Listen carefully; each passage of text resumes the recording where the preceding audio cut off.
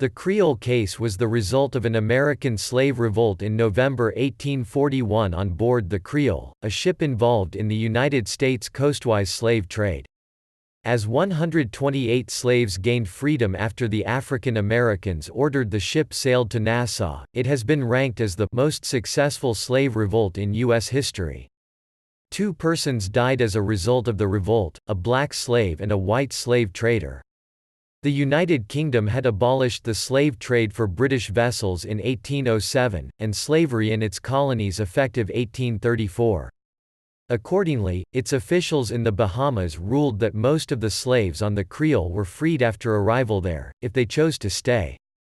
Officials detained the 19 men who rebelled on ship until the Admiralty Court of Nassau held a special session in April 1842 to consider charges of piracy against them.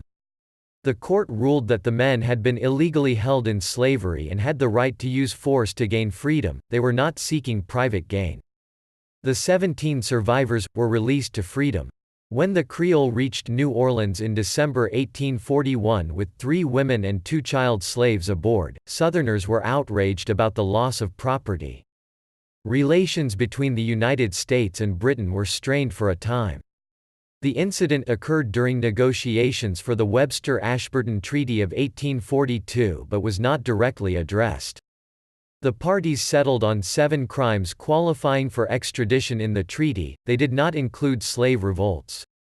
Eventually, claims for losses of slaves from Creole and 2 other U.S. ships were covered, along with other claims dating to 1814, in a treaty of 1853 between the U.S. and Britain, for which an arbitration commission awarded settlements in 1855 against each nation.